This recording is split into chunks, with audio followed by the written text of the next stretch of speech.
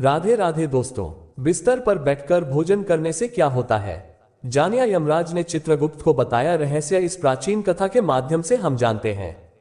दोस्तों, एक बार यमराज और चित्रगुप्त यमलोक में बैठकर बात कर रहे होते हैं।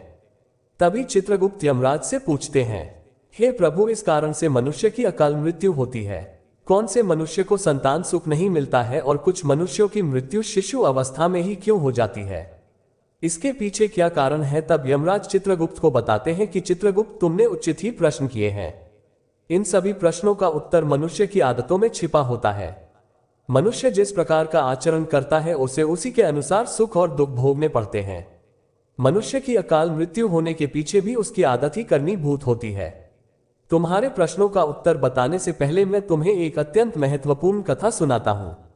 इस कथा में तुम्हें तुम्हारे सभी प्रश्नों के उत्तर मिल जाएंगे, इसीलिए तुम इस कथा को ध्यानपूर्वक सुनना। जो भी इस कथा का श्रवण करता है और इसका प्रचार करता है, मैं उसके 32 अपराध माफ करता हूं। चित्रगुप्त कहते हैं कि धर्मराज, आपके मुख से इस महान कथा को सुनने का सौभाग्य मुझे प्राप्त हो रहा है। मैं इसे ध्यान से पूरा अवश्य सुनूंगा। फिर यमराज चित्रगुप्त को वह कथा सुनाने लगते हैं। लेकिन वीडियो में आगे बढ़ने से पहले एक छोटी सी रिक्वेस्ट है। अगर आपने ये चैनल अभी तक सब्सक्राइब नहीं किया है तो सबसे पहले सब्सक्राइब कर ले, ताकि सनातन धर्म से जुड़ी सारी जानकारियां आप तक सबसे पहले पहुंच सके। कमेंट्स बॉक्स में प्यार भरा राधे राधे लिखकर आपकी हाजिरी अवश्य दें। चलिए वीडियो करते हैं स्टार्ट। पूर्व काल की बात है, मगर देश में हम कुंडल नाम के एक प्रसिद्ध सम्राट हुआ करते थे। उनके राज्य के अंदर अनेक नगर, एक पर्वत, सरोवर थे। महाराज जी कुंडल अत्यंत गुणवान, बुद्धिमान तथा कुशल सम्राट थे। उनके राज्य में प्रजा अत्यंत संतुष्ट थी। प्रजा को किसी चीज की कोई कमी नहीं रहती थी। महाराज स्वयं ही अपनी प्रजा का ध्यान रखते थे। उनके राज्य में चोरों और लुटेरों का कोई भय नहीं था। महाराज बड़े धर्मात्मा थे। उन्होंने अनेकों बार यज्ञ किए, दान धर्म किए तथा ब्राह्मणों और मुनियों को दान दक्षिणा दी। उन्होंने अनेक पोखरे खुदवाए, वाटिका ने बनवाए, वृक्षों का रोपण किया।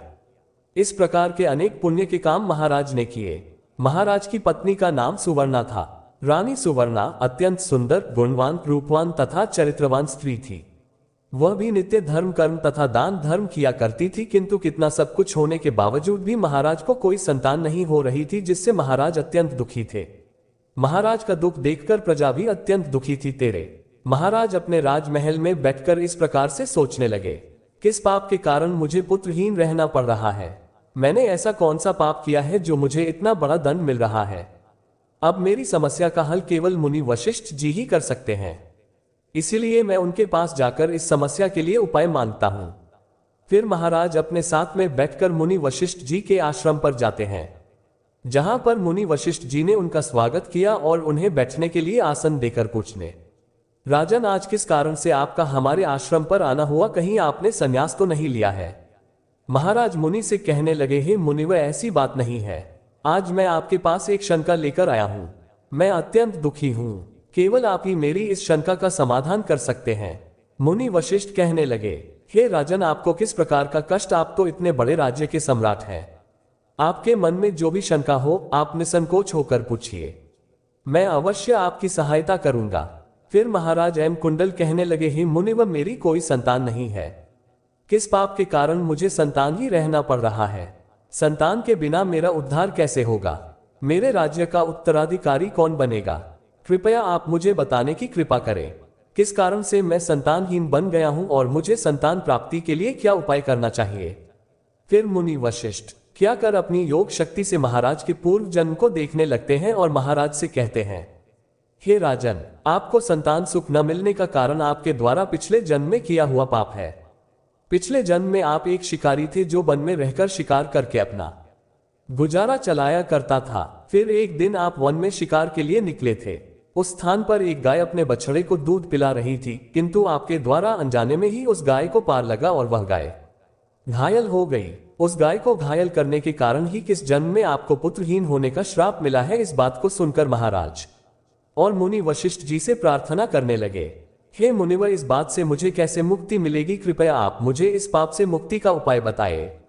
फिर कहते, राजन, इस पाप से मुक्ति के लिए आप गायों की सेवा करें, किसी से आपको मुक्ति मिल जाएगी। फिर महाराज ने अपने राज्य में अनेक गौशाला बनवाई ब्राह्मणों को गायों का दान किया और अपने महल में नित्य गाय की सेवा करने लगे। महाराज और महारानी अपने महल में नित्य गाय की पूजा और प्रदक्षिणा करने लगे और नित्य गाय को भोजन करने लगे। इस प्रकार से अनेक दिनों तक गाय की सेवा करने के कारण महाराज को एक पुत्र रत्न की प्राप्ति हुई, जिससे महाराज अत्यंत प्रसन्न हुए और उन्होंने उत्सव मनाया। महाराज उस बालक को बड़े लाड प्यार से पालने लगे, उसकी हर इच्छा और मनोकामना को पूर्ण करने लगे। किंतु कुछ ही दिनों के बाद महाराज के जीवन में दुख के बादल फिर। जब महाराज का वह पुत्र 16 वर्ष का हुआ तो अचानक एक भयानक रोग के कारण उनके पुत्र की मृत्यु हो गई। पुत्र की मृत्यु से महाराज शोक में डूब गए और सब कुछ छोड़कर वन में महाराज वशिष्ठ जी के आश्रम पर पहुंच गए। वहां पर जाने के बाद मुनि ने महाराज से पूछा, हे राजन, किस कारण से आप शोक में डूब गए हैं? जी ने अपनी दिव्य दृष्टि से सब कुछ देख लिया और महाराज को उनके पुत्र की अल्पायु में होने का कारण बताने लगे कि राजन, आपको पुण्य के कारण पुत्र की प्राप्ति तो अवश्य हुई है, किंतु आपके पुत्र के दुर्व्यवहार के कारण ही उससे अल्पायु में मृत्यु का सामना करना पड़ा है। आपके पुत्र ने सदैव ही बिना स्नान किए बिस्तर पर बैठकर भोजन किया है। जो मनुष्य बिना स्नान किए भोजन करता है उसकी आयु क्षीण हो जाती है। जो बिस्तर पर बैठकर भोजन के शरीर में रोग आदि उत्पन्न होते हैं और वह भी अकाल मृत्यु को प्राप्त होता है। इस प्रकार के वचन सुनकर महाराज अत्यंत दुखी हुए और वहीं पर रहकर मुनि की सेवा कर उन्होंने अपने भांजे को अपने राज्य का कार्यभार सौंप दिया और एक में ही बैठकर तपस्या करने लगे। यमराज कहते हैं कि चित्रगुप्त, मनुष्य को हमेशा अपने 5 अंगों को साफ करके ही भोजन करना चाहिए। दोनों पैरों को तथा दोनों हाथों को और अपने मुख को जल से अच्छी तरह से स्वच्छ करके ही भोजन करना उचित होता है। मनुष्य के शरीर से रोग दूर रहते हैं और व्यक्ति दीर्घायु बन जाता है। यमराज कहते हैं, भोजन शुरू करने से पूर्व उस भोजन के लिए भगवान को धन्यवाद देना, 4 संस्कार के समस्त प्राणियों को भोजन प्रदान करने की प्रार्थना करनी चाहिए। इस प्रकार से अन्य देवता को प्रणाम करके भोजन करने से मनुष्य को कोई पाप नहीं लगता है। यमराज कहते हैं, जमीन पर बैठकर भोजन करना ही श्रेष्ठ होता है। बिस्तर पर बैठकर पूजन करने से मनुष्य के शरीर में रोग उत्पन्न होते हैं और उसकी आयु कम हो जाती है। शास्त्र कहते हैं कि दहलीज पर बैठकर भी भोजन नहीं करना चाहिए। यमराज कहते हैं, 3 प्रकार का भोजन मनुष्य को नहीं करना चाहिए। जिस भोजन के ऊपर से कोई पैर रखकर चला गया हो अथवा कोई व्यक्ति भोजन को लांद कर गया हो, ऐसे भोजन को कभी खाना नहीं चाहिए। ऐसा भोजन शुद्ध हो जाता है। ऐसे भोजन को पशुओं को खिला देना चाहिए। दूसरों के द्वारा लांधा गया भोजन खाने से मनुष्य की आयु कम हो जाती है और उसके शरीर में भिन्न भिन्न प्रकार के रोग उत्पन्न होते हैं। यदि भोजन में बाल निकल आता है तो ऐसा भोजन त्याज्य हो जाता है। यदि अन्य में बाल निकलता है तो उसे ईश्वर को कभी प्रसाद के रूप में नहीं चढ़ाना चाहिए और न ही स्वयं खाना चाहिए। ऐसा भोजन प्रेतों को प्राप्त हो जाता है।